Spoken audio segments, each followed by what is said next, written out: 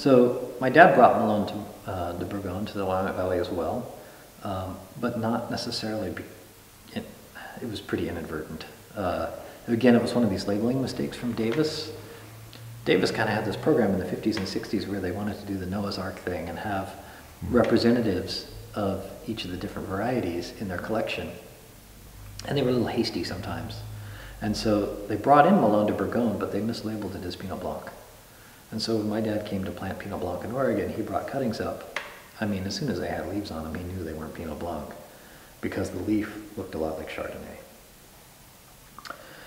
It took about 20 years for Davis to figure out that it wasn't Melon de Bourgogne. I mean, that it wasn't Pinot Blanc, that it was Melon de Bourgogne.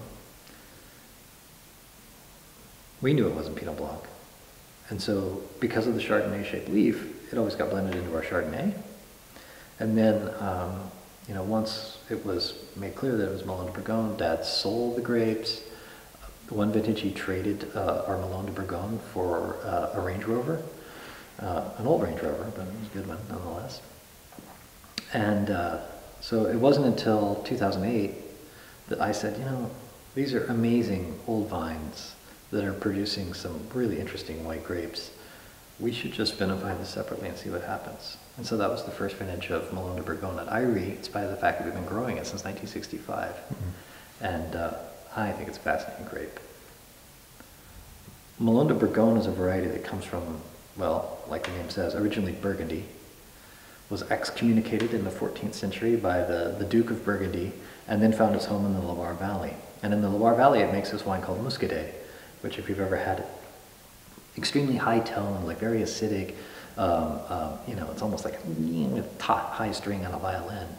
And I feel like Melon de Bourgogne in the Willamette Valley is more like the low string on a cello.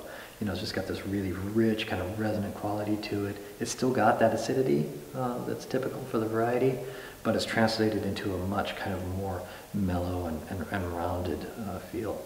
And I really like it. And in fact, in our new plantings, we planted Melon because I think like Pinot Meunier, it's an unknown grape relatively for the Willamette Valley that's been here for a long time, and its potential still hasn't been seen yet. So I'm looking forward to making some more Melon in the future.